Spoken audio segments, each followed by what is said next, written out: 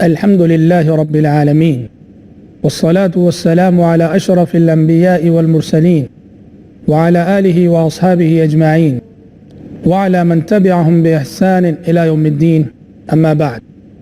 Programme بندوں کے حقوق کی ایک اور کڑی لے کر آج میں آپ کی خدمت میں حاضر ہوں۔ آج کا ہمارا عنوان ہے نو مسلموں کے حقوق۔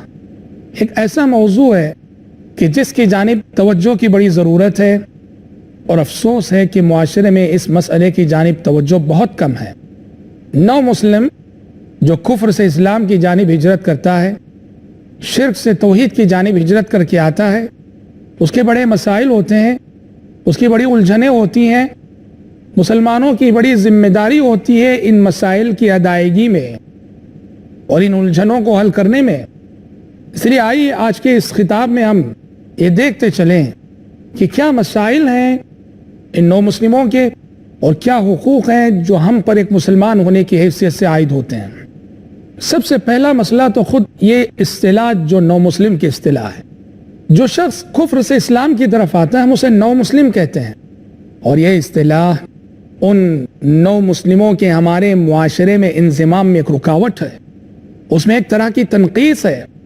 اس کو اسلام لائے ہوئے 20 سال 25 سال ہو جائیں تب بھی ہم کہتے ہیں نو مسلم نو مسلم۔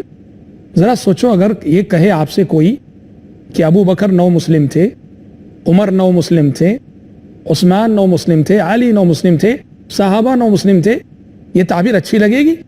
یقیناً ہم صحابہ کرام رضوان اللہ اجمعین کے لیے اس تعبیر کو مناسب نہیں سمجھیں گے۔ اس سے خود یہ سمجھ میں آتا ہے کہ نو مسلم کی جو یہ اصطلاح ہے اس کے ہمارے ذہن میں کیا معنی ہیں۔ اس لیے اس کے لیے جو شرعی لفظ ہے اور ہونا چاہیے وہ ہے مہاجر۔ ایک اعزاز ہے اس لقب میں۔ حدیث میں نبی کریم صلی اللہ علیہ وسلم فرماتے ہیں، بخاری شریف کی روایت ہے، والمہاجر من ہجر ما نہى اللہ عنہ۔ مہاجر وہ ہے جو اللہ تعالیٰ کی منع کردہ باتوں سے بچتا ہے۔ صرف مہاجر اسی کو نہیں کہتے جو کفر کی سرزمین سے اسلام کی سرزمین کی طرف آئے، اللہ تعالیٰ کی منع کردہ باتوں سے، منع کردہ کاموں سے رکنے والا بھی مہاجر ہے۔ تو ذرا بتاؤ، ہمارے یہ بھائی جو کفر سے اسلام کی طرف ہجرت کرتے ہیں، شرک سے توحید کی طرف ہجرت کرتے ہیں، ان سے زیادہ مہاجر کے اس لقب کے مستحق اور کون ہو سکتے ہیں؟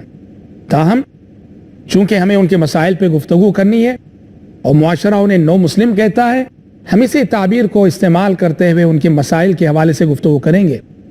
دیکھیں، نو مسلموں کے حوالے سے دو بنیادی باتیں ہیں، دو عظیم حقوق نو مسلموں کے حوالے سے ہم پر عائد ہوتے ہیں۔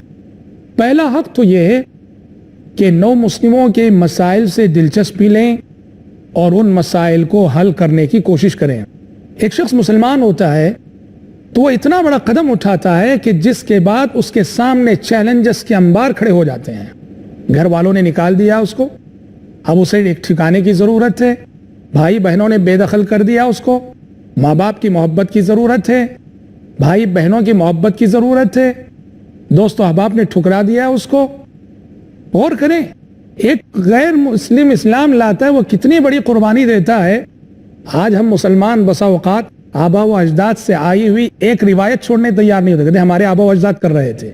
یہ تو پورا دین چھوڑ کے آتا ہے، دین چھوڑ کے آتا ہے اور مسائل میں گر جاتا ہے، مسائل کا ایک انبار اس کے سامنے ہوتا ہے۔ کتنی ہمدردی کا مستحق ہے اس شخص جس نے اتنا بڑا فیصلہ لیا، اتنا بڑا قدم اٹھایا، اور قدم اٹھانے کے بعد، اسلام میں آنے کے بعد در بدر کی ٹھوکریں کھانے پہ مجبور ہو جاتا ہے۔ بس اوقات اس میں ایسے نو مسلم بھی رہتے ہیں جن کا فیملی بیک گراؤنڈ بہت اچھا رہتا ہے، اونچے خاندان والے، اور یہ لوگ جب اسلام میں آتے ہیں تو مسلمانوں کا سلوک اور مسلمانوں کا رویہ ان کے ساتھ بڑا افسوسناک ہوتا ہے۔ اس لیے نو مسلموں کے مسائل کو حل کرنے کی کوشش کرنا یہ تمام مسلمانوں کی ذمہ داری ہے۔ اسلام نے اس سلسلے میں ایک بنیادی تعلیم یہ دی ہے کہ ہم جو سالانہ زکوٰۃ نکالتے ہیں، شریعت نے زکوٰۃ کے 8 مصارف بتائے کہ زکوٰۃ کا مال 8 قسم کے لوگوں کو دیا جا سکتا ہے۔ سورۃ التوبہ 10ویں پارے میں اللہ تعالیٰ نے کہا، انما الصدقات للفقراء والمساکین والعاملین علیہا والمؤلفۃ قلوبهم وفی الرقاب والغارمین وفی سبیل اللہ وابن السبیل۔ یہ 8 مصارف ہیں۔ ان 8 مصارف میں سے ایک مصرف والمؤلفۃ قلوبهم، وہ لوگ جن کی خاطرداری مقصود ہو ان کو مال زکوٰۃ میں سے دیا جائے. یہ کون سا طبقہ ہے؟ یہ نو مسلموں کا طبقہ ہے. چونکہ نو مسلموں کے بڑے مسائل ہوتے ہیں اسلام قبول کرنے کے بعد، اس لیے اللہ تعالیٰ نے زکوٰۃ کا حقدار قرار دیا ان نو مسلموں کو. کہا کہ اپنی زکوٰۃ کے مال سے نو مسلموں کے مسائل حل کرو. مگر افسوس ہے کہ آج ہمارا معاشرہ اور ہم لوگ اپنی زکوٰۃ ساری کی ساری صرف غریبوں، فقیروں اور مدارس میں تقسیم کرتے ہیں. سینکڑوں نو مسلم ہیں جو اسلام میں آ رہے ہیں اور ان کے مسائل کا ایک انبار ہے، اور زکوٰۃ اس راستے میں خرچ کرنے کی جانب توجہ بہت کم ہے. اور اس کے ذمہ دار علماء ہیں. علماء کی رہنمائی جیسی ہوتی ہے لوگ پیسہ ویسا خرچ کرتے ہیں. تو علماء پہ یہ ذمہ داری عائد ہوتی ہے کہ وہ لوگوں کا ذہن بنائیں، مزاج بنائیں اور اس طبقے پر خرچ کرنے پر ابھاریں. نو مسلموں کے مسائل کا ایک حل شریعت میں ہمیں یہ بھی ملتا ہے، اور ہم سمجھتے ہیں یہ سب سے بہترین حل ہے. اور صرف مسلمان اگر اس ایک تعلیم پہ عمل کر لیں گے تو کسی بھی معاشرے میں نو مسلموں کے سارے مسائل ختم ہو جائیں گے. وہ ہے نظام مواخات، بھائی چارے کا وہ نظام جو نبی کریم صلی اللہ علیہ وسلم نے مکہ سے مدینہ ہجرت کرنے کے بعد عملاً انصار اور مہاجرین کے درمیان کروایا تھا. بہت سارے مہاجرین مکہ چھوڑ کر مدینہ گئے ہوئے تھے، ان کی بڑی ضرورتیں تھیں، سب کچھ مکے میں چھوڑ گئے تھے، انہیں ٹھکانے کی ضرورت تھی. ان کا قیام کہاں ہوگا، ان کا طعام کہاں ہوگا، وہ کیا کمائیں گے، کیا کھائیں گے، کہاں رہیں گے، بڑے مسائل تھے. اور آپ صلی اللہ علیہ وسلم نے اس کا اتنا آسان حل تلاش کیا. سبحان اللہ، آپ نے ایک ایک مہاجر صحابی کو ایک ایک انصاری صحابی کے ساتھ جوڑ دیا، ان کا فیملی ممبر بنا دیا. ایک ایک انصاری صحابی سے کہا تمہاری ذمہ داری بنتی ہے کہ اپنے اس مہاجر بھائی کو ویسے ہی پالو جیسے کہ تم اپنے گھر والوں کو پالتے ہو.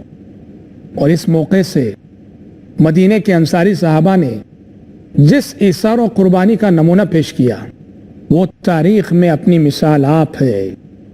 بعض انصاری صحابہ نے پیارے نبی سے کہا اللہ کے نبی میرے 2 باغیچے ہیں، میں ایک باغیچہ رکھ لیتا ہوں، دوسرا باغیچہ اپنے مہاجر بھائی کو دیتا ہوں. بعض نے کہا اللہ کے نبی میرے 2 کاروبار ہیں، میں ایک کاروبار خود رکھ لیتا ہوں، دوسرا کاروبار اپنے اس مہاجر بھائی کو دیتا ہوں. اور حد تو یہ ہے کہ بعضوں نے کہا کہ اللہ کے نبی میرے پاس 2 بیویاں ہیں، میں ان میں سے ایک کو طلاق دیتا ہوں اور اس مہاجر بھائی سے کہیے کہ میری دوسری بیوی سے شادی کر لے. اس طرح سبحان اللہ دیکھتے ہی دیکھتے مہاجرین کے جو مسائل تھے سارے مسائل الحمدللہ خود بخود ختم ہو گئے. ایک ایک مہاجر کو ایک ایک انصاری صحابی نے اپنا فیملی ممبر بنا لیا. اس کے کھانے کے ذمہ دار وہی تھے، اس کے پانی کے ذمہ دار وہی تھے، اس کے کپڑوں کے ذمہ دار وہی تھے، اس کے اخراجات کے ذمہ دار وہی تھے. اور یہ نظام مواخات تمام اہل علم کے بقول ابھی باقی ہے اور یہ منسوخ نہیں ہوا ہے. ہاں اس کی ایک شق منسوخ ہوئی ہے صرف. شروع میں نظام مواخات کے تحت مہاجر انصاری کا وارث بنتا تھا، بعد میں اس شق کو منسوخ کر دیا گیا اور وراثت کو صرف رشتہ داری کی حد تک محدود کیا گیا.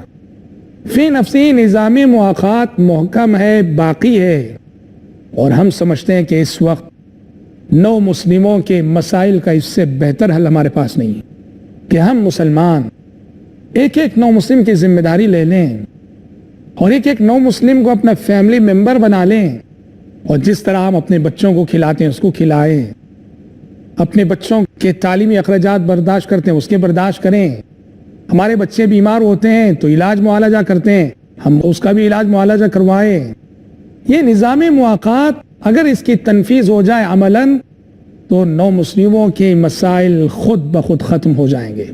اور عملاً جہاں کچھ لوگوں نے اس کی تنفیذ کی اور عملاً اس کو اپنایا اور نو مسلم کو اپنا فیملی ممبر بنایا، کچھ لوگوں نے اس طرح کیا ہے، تو الحمدللہ ثم الحمدللہ اس کے 2 بڑے فائدے ہوئے. سب سے بڑا فائدہ یہ ہوا کہ اللہ تعالیٰ نے ان کی روزی میں برکت عطا کی، گھر والے کی آمدنی میں اس کے بعد برکت ہو گئی، بڑھوتری ہو گئی. اور یہ اللہ کا قانون ہے. عہد نبوی میں 2 بھائی تھے، ایک بھائی پڑھ رہے تھے، نبی کریم صلی اللہ علیہ وسلم کی خدمت میں رہتے تھے، دوسرے بھائی کماتے تھے. ایک مرتبہ کمانے والے بھائی نے آ کر پیارے نبی سے شکایت کی، کہا کہ اللہ کے نبی میرا یہ بھائی کماتا نہیں ہے، ہمیشہ علم حاصل کرنے میں لگا رہتا ہے، اور مجھے خرچ کرنا پڑتا ہے اس پر. تو نبی کریم صلی اللہ علیہ وسلم نے کہا اپنے بھائی کی شکایت لے کر آئے ہو اور یہ بھول جاتے ہو لعلک ترزق بہ، شاید اللہ تعالیٰ آپ کو جو روزی دے رہا، رزق دے رہا ہے، تمہارے اس بھائی پر خرچ کرنے کی وجہ سے دے رہا ہے. تو یہی ہوا کہ جہاں کچھ لوگوں نے عملاً اس چیز کو نافذ کیا ہے، ایک نو مسلم کو اپنا فیملی ممبر بنایا ہے، اس کے بعد سے ان کی روزی میں غیر معمولی برکت آئی. اور دوسرا بڑا فائدہ یہ ہوا کہ اس نو مسلم کو اپنی کفالت میں لینے کے بعد سے ان کے گھر کا سارا ماحول بھی بدل گیا. پہلے گھر کے افراد بے نمازی تھے، بے دین تھے، بعض دیندار تھے تو بعض دیندار نہیں تھے، لیکن سبحان اللہ اس سنت نبوی اور نظام مواخات کو عملاً اپنانے کی وجہ سے الحمدللہ گھر کے سارے افراد عملاً دیندار بن گئے. تو نو مسلموں کے مسائل کا سب سے بہترین حل ہے یہ علماء کو چاہیے کہ علماء امت کے سامنے اس نقطے کو پوری وضاحت کے سامنے پیش کریں. ایک چھوٹا سا بریک ہم لیتے ہیں، آپ ہمارے ساتھ جڑے رہیں، بہت جلد ہم لوٹیں. بریک سے قبل ہماری گفتگو ہو رہی تھی نو مسلموں کے مسائل اور ان کے حقوق کے سلسلے میں، اور ہم نے بتایا تھا کہ نو مسلموں کا سب سے بڑا حق یہ ہے کہ ان کے جو مسائل ہیں امت مسلمہ ان مسائل سے دلچسپی لے اور ان مسائل کو حل کرنے کی کوشش کریں، اور نظام مواخات اس کا سب سے بہترین حل ہے. اور علماء کی ذمہ داری بنتی ہے کہ اب امت کے اندر اس بات کا شعور پیدا کریں. دوسرا سب سے بڑا حق جو نو مسلموں کے حوالے سے ہم سب پر اور آپ سب پر عائد ہوتا ہے وہ ہے نو مسلموں کی تربیت کا اہتمام. ایک نو مسلم جب کفر کو چھوڑ کر اسلام میں آتا ہے، عیسائی مذہب کو چھوڑ کے اسلام میں آتا ہے، یہودی مذہب کو چھوڑ کر اسلام میں آتا ہے، تو اس کی بنیادی ضرورت ہوتی ہے کہ اس کی اسلامی سانچے میں تربیت کی جائے. یہ تربیت اس کا بنیادی حق ہے اور اس کے ذمہ دار ہم ہیں. اس لیے کہ پرانے عقائد، انسان جس عقائد پہ زندگی کے 20 سال 25 سال 30 سال 40 سال جس عقیدے پہ قائم رہا ہے، وہ عقائد کلمہ پڑھنے کے ساتھ ہی فوراً نکل نہیں جاتے. کچھ پرانے خیالات، کچھ تصورات اور کچھ پرانے عقائد کے حوالے سے کچھ باتیں کہیں نہ کہیں چھپی رہتی ہیں، پوشیدہ رہتی ہیں، اور کبھی وقتاً فوقتاً وہ ان کے قول و عمل سے ظاہر بھی ہو جاتی ہیں. چنانچہ آپ نو مسلم کو سنیں گے، وہ اسلام میں آنے کے باوجود بعض نو مسلم کہتے ہیں ہم گیتا بھی پڑھنا چاہتے ہیں، ہم بائبل بھی پڑھنا چاہتے ہیں. تو پرانے عقائد وہ جلدی ختم نہیں ہوتے، اور یہ خود صحابہ کرام رضوان اللہ علیہم اجمعین کے ساتھ ہوا. چنانچہ بخاری شریف کی روایت ہے کہ نبی کریم صلی اللہ علیہ وسلم فتح مکہ کے بعد سن 8 ہجری میں مکہ فتح ہوا، مکے کے سارے لوگ مسلمان ہوئے. فتح مکہ کے بعد آپ صلی اللہ علیہ وسلم نے طائف کا رخ کیا، ثقیف اور حوازن کے 2 قبیلوں سے جنگ کرنے کے لیے. گزر رہے تھے کہ راستے میں مسلمانوں نے دیکھا کہ ایک درخت ہے، مشرکین جس سے برکت حاصل کرتے ہیں، اس کی پرستش کرتے ہیں، اس کی پوجا کرتے ہیں. اس کا نام تھا ذات انوات، اور اس درخت سے برکت کے لیے مشرکین اپنے ہتھیار اور اپنے تلوار لٹکائے کرتے تھے. تو بعض صحابہ نے اس وقت نبی کریم صلی اللہ علیہ وسلم سے کہا یا رسول اللہ اجعل لنا ذات انوات کما لهم ذات انوات. کہا اللہ کے نبی، جیسے ان مشرکین کا ذات انوات نامی یہ درخت ہے، ہمارے لیے بھی ایک ایسا درخت بنا دیجئے جس سے ہم برکت حاصل کر سکیں. آپ صلی اللہ علیہ وسلم نے کہا قلتم والذی نفسی بیدہ کما قالت بنو اسرائیل لموسیٰ اجعل لنا الہا کما لهم آلہہ. آپ نے کہا اللہ کی قسم، تم نے وہی بات کہی، ویسی ہی بات کہی جیسی بات کہ بنو اسرائیل نے موسیٰ علیہ السلام سے کہی تھی کہ اے موسیٰ، جیسے اس قوم کے کئی خدائیں، ہمارے لیے بھی کئی خدا بنا دو. یہ کب کی بات ہے؟ فرعون کے غرق کیے جانے کے بعد بنو اسرائیل کا گزر موسیٰ علیہ السلام کی قیادت میں ایک بت پرست قوم پر ہوا. تو انہوں نے اس قوم کو بت پرستی کرتے دیکھ کر کہا تھا کہ اے موسیٰ، کب تک ایک رب کی عبادت کریں ہم؟ دیکھو کتنا اچھا ہے، کئی خدا ہیں، کئی معبود ہیں، ہمارے لیے بھی کئی معبود بنا دو. موسیٰ علیہ السلام سخت برہم ہوئے تھے. تو یہاں بھی جب صحابہ نے یہ کہا اجعل لنا ذات انوات کما لهم ذات انوات، ہمارے لیے بھی ایک ذات انوات نامی درخت بنا دیجئے جیسے ان مشرکین کے لیے ہے، تو آپ نے کہا کہ تم وہی بات کہہ رہے ہو، کر رہے ہو جو بات کہ بنو اسرائیل نے موسیٰ علیہ السلام سے کہی۔ اس واقعے میں جو بات میں کہنا چاہ رہا ہوں وہ یہ ہے کہ شارحین حدیث لکھتے ہیں کہ یہ کہنے والے کون سے صحابہ تھے؟ اجعل لنا ذات انواط کما لہم ذات انواط، ہمارے لیے بھی ایک ذات و انواط بنا دیجئے۔ ظاہر بات ہے یہ بات ابو بکر صدیق رضی اللہ عنہ نے تو نہیں کہی ہوگی، عمر فاروق رضی اللہ عنہ نے تو نہیں کہی ہوگی، یہ تو وہ صحابہ تھے جن کا ایمان راسخ ہو چکا تھا، شرک سے برات پوری طرح سے کوٹ کوٹ کر بھر دی گئی تھی۔ شارحین حدیث لکھتے ہیں یہ جملہ ان لوگوں نے کہا تھا، ان صحابہ نے کہا تھا جو ابھی ابھی فتح مکہ کے موقع پہ مسلمان ہوئے تھے، اور جن کو مسلمان ہوئے ابھی 10-15 دن سے زیادہ کا عرصہ نہیں گزرا تھا۔ سبحان اللہ، کلمہ پڑھے ہوئے بھی ایک ہفتہ گزرا ہے، 10 دن گزرے ہیں، اس لیے پرانے تصورات باقی تھے اور وہی زبان پر آ گئے، اجعل لنا ذات انواط کما لہم ذات انواط۔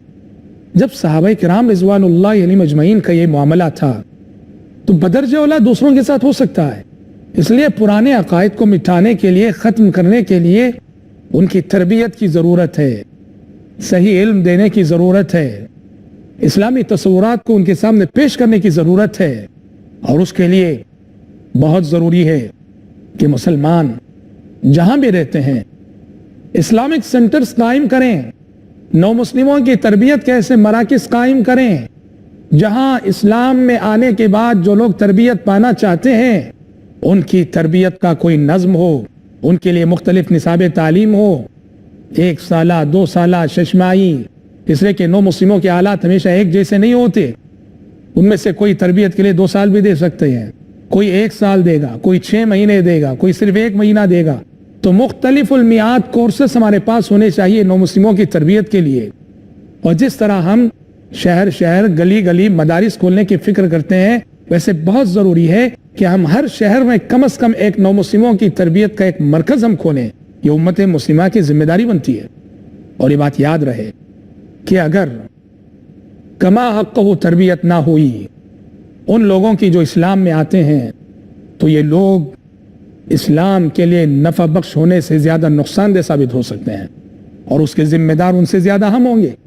مورخین لکھتے ہیں کہ جب نبی کریم صلی اللہ علیہ وسلم کی وفات کے بعد بڑے پیمانے پر ارتداد کی لہر چلی، عرب کے بہت سارے قبائل مرتد ہو گئے، اسلام کو چھوڑ کر کفر کی جانب لوٹ گئے، تو اس وقت 3 شہر ایسے تھے جہاں کی عوام اسلام پر قائم رہی، ایک مدینہ، ایک مکہ، اور تیسرا شہر طائف۔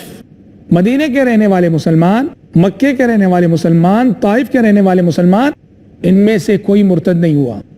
جو بھی مرتد ہوئے وہ تھے جو ان شہروں سے ہٹ کر دوسرے شہروں میں رہنے والے تھے۔